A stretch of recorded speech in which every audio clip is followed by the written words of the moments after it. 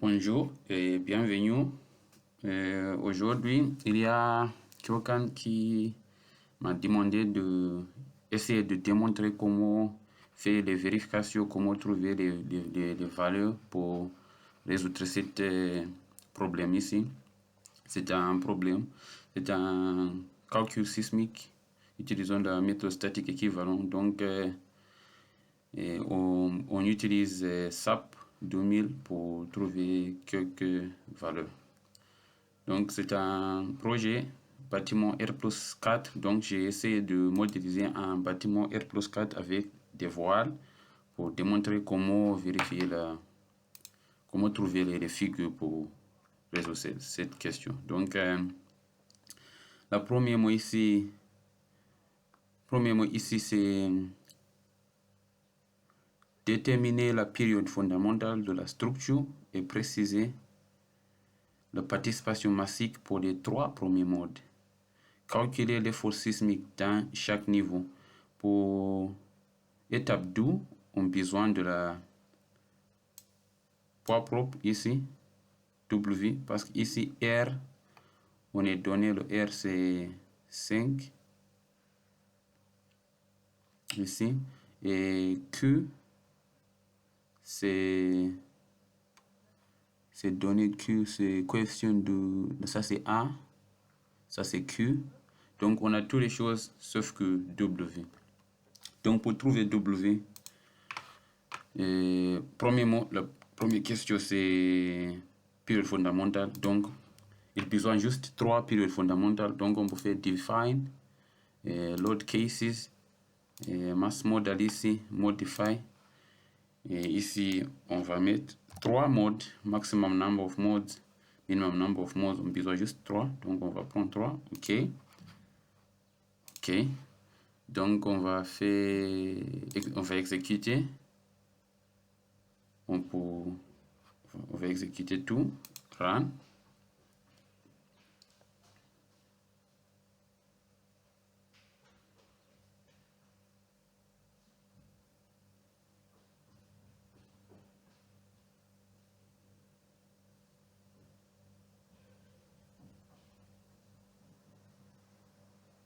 OK.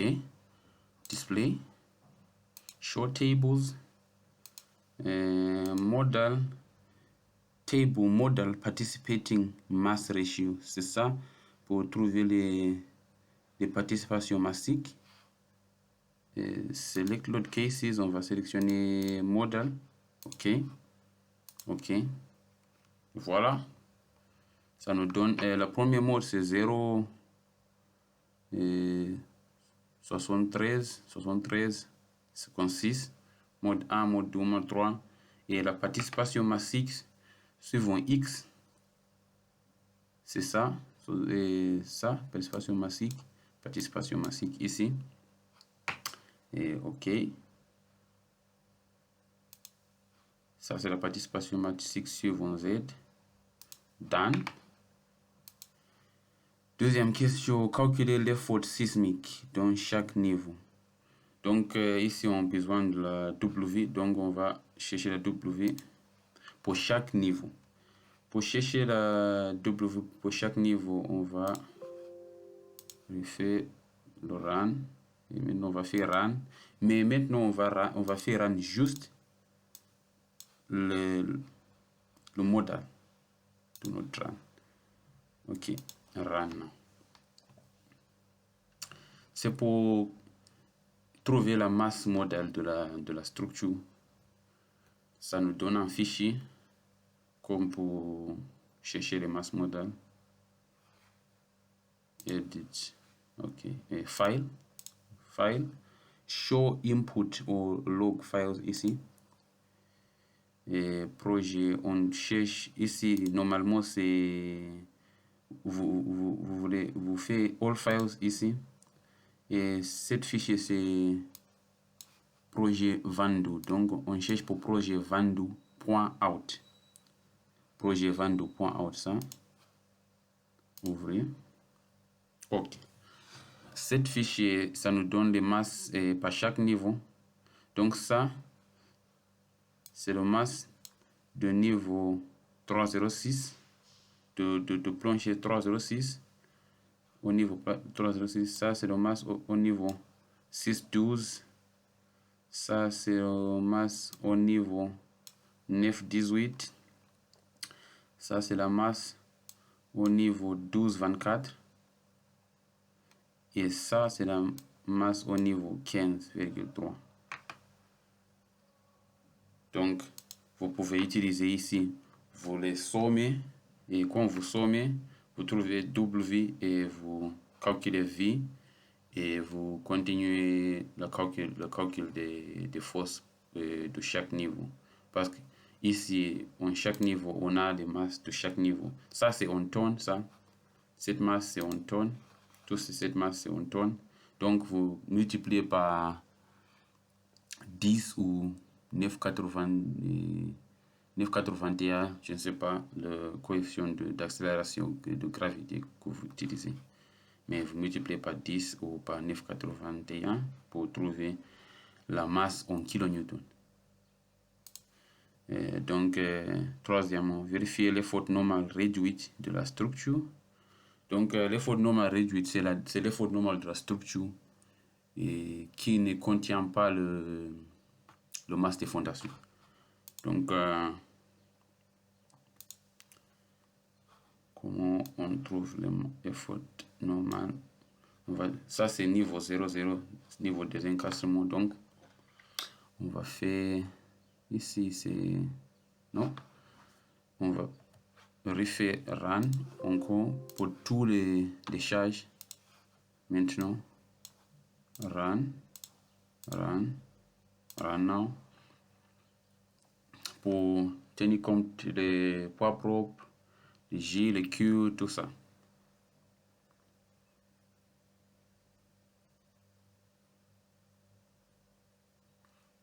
OK. Maintenant, on va sélectionner tout le base display. Show tables. Et maintenant, on a besoin pas ça. On a besoin joint output. Oh non, on peut faire best reactions. C'est select load cases. On va sélectionner dead. Mais ici, quand vous avez les... Ok, on va faire ça. Cancel. Pour mieux comprendre, on va ajouter des états limites ultimes et états limites de service. Ici, 1,35 et ici 1,5 et OK. État limite de service et OK. Et comme ça, pour mieux te montrer qu'est-ce qu'on fait ici. Okay. Run. Parce que les fautes normales réduites, c'est à l'état limite de service. Quand Q est A, et coefficient de Q est A, et coefficient de J est 1. Pour trouver les fautes normales.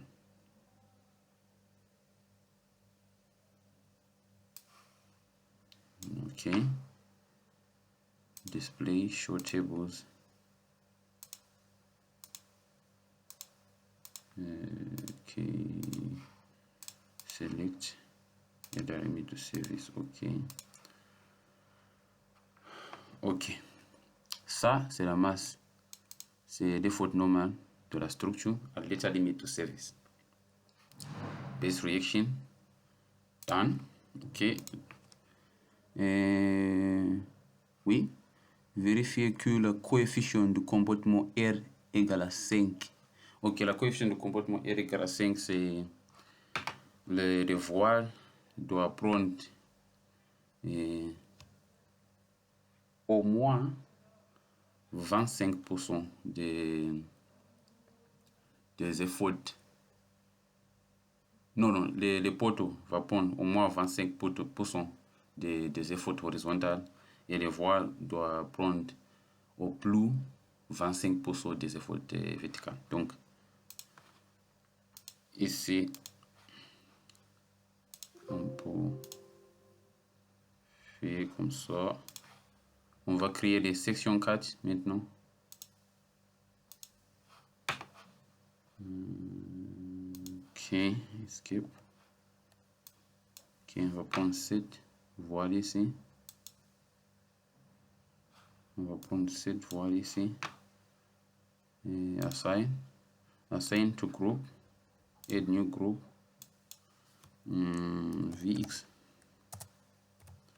Voile selon X, oui. Ok. Ok, maintenant YZ. On va prendre cette voile ici. Et cette voile ici. Assign to group, add new group. On va appeler VY.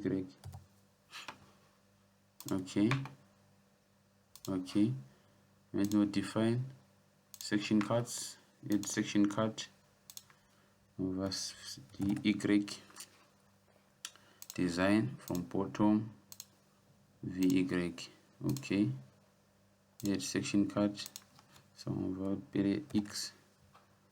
VX. Design. Bottom. Ok. Ok. Et c'est bon. Maintenant, on fait run encore. Run. Je fais comme ça pour vous mieux comprendre comment vous pouvez trouver ces figures ici. Ok, maintenant on a les sections 4, on a les groupes, on a groupé ces voiles ici. Donc, je vais faire display, show tables. Maintenant, on a besoin ok, allow put section 4 design, this one. On a besoin aussi ici, base, ok. C'est bon comme ça. Select load cases, on va sélectionner X comme ça. Ok. Ok. Ok. Et comme vous voyez ici, j'ai déjà ajouté les efforts sismiques pour démontrer. Donc, les efforts sismiques total, selon X, c'est 200, selon Y, c'est 200, comme vous voyez ici. Et maintenant, les voiles dans cette structure, il prend 142,084. Donc, ici, on va juste faire un rapport comme ça. C'est juste un rapport qui est très simple pour vérifier. Ici, on a 200 et ici, on a 142,84. 142,084. Et ça nous donne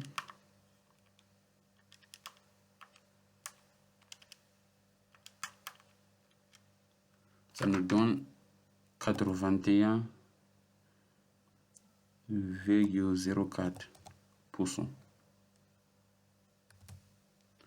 Et qui est vérifié parce que pour R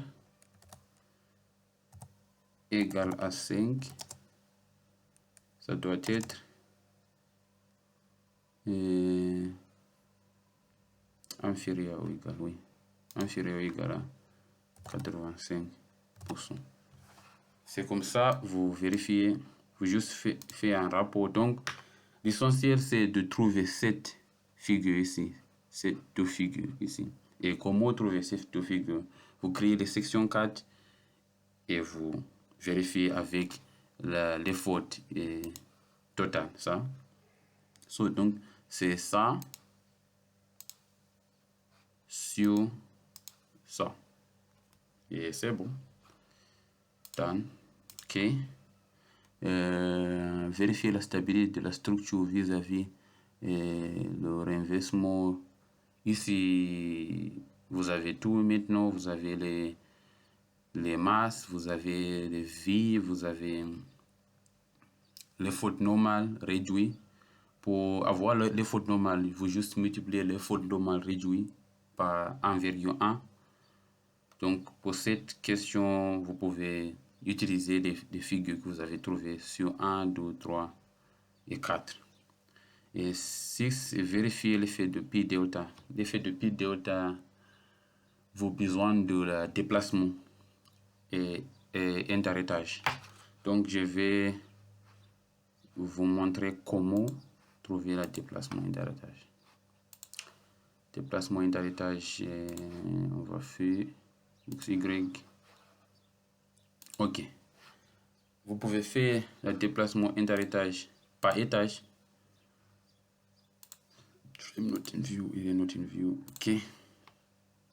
Le déplacement interarrêtage. Ici, c'est premier étage. Donc, vous sélectionnez tous les étages ici, tous les points, comme vous voyez ici, et vous cherchez le déplacement de cet étage.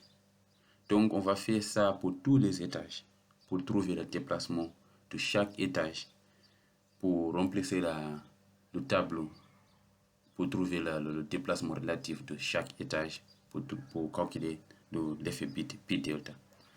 Donc, je vais juste vous montrer un ou deux exemples. Donc, ici, c'est bon comme ça. On va ici, joint output, displacements, select load cases. On va sélectionner tout. OK. OK. Et ici, il y a beaucoup de figures, comme vous voyez ici. Donc, on va faire export to Excel pour bien analyser les résultats sur Excel. Donc, c'est ça les résultats sur Excel. Donc, ça, c'est déplacement suivant X, c'est déplacement suivant Y, déplacement suivant Z. On ne besoin pas de déplacement suivant Z. On a besoin de déplacement suivant X et Y. Donc, on va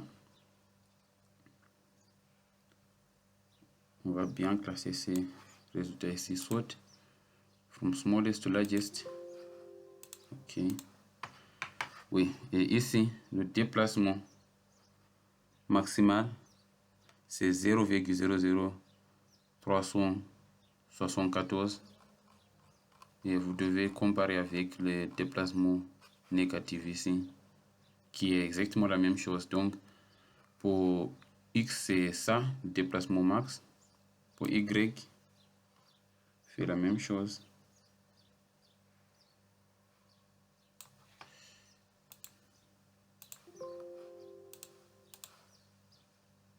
X et Y, c'est la même chose. C'est parce que mon bâtiment ici, c'est symétrique. J'ai juste fait quelque chose pour vous montrer comment on fait.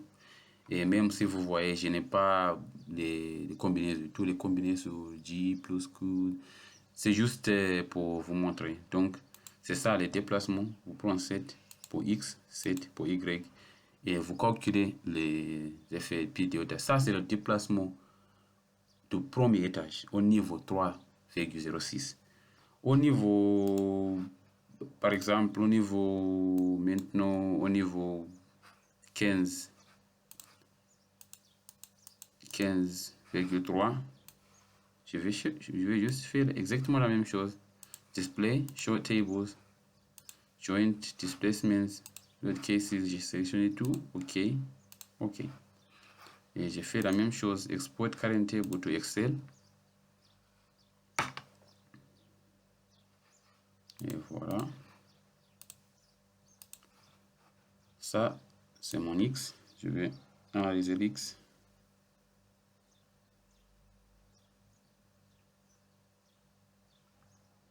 ça, saute, smallest to largest. Ok. Maintenant, c'est 0,3696. Comme vous voyez ici, le dernier niveau, il y a beaucoup de déplacements. Donc, ça, c'est le déplacement total de tous le bâtiment, si je dis. Donc, c'est pas relatif. C'est pas le déplacement de le dernier étage par rapport au déplacement de la quatrième étage. Il faut faire 6 et 5, déplacement de 15,30 moins déplacement de 12,24. Oui, de 12,24. C'est ça le déplacement de l'étage par rapport à l'autre. Et pour Y, c'est la même chose.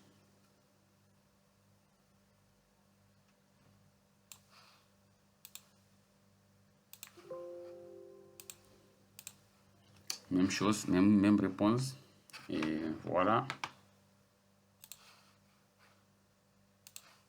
Et maintenant, qu'est-ce qui reste? Et ça, tracer le ferrage d'un poutre intermédiaire, principal, secondaire. Ça, je pense que vous devez calculer ça. Donc, c'est bon. On a terminé tout. Merci pour votre attention et au revoir.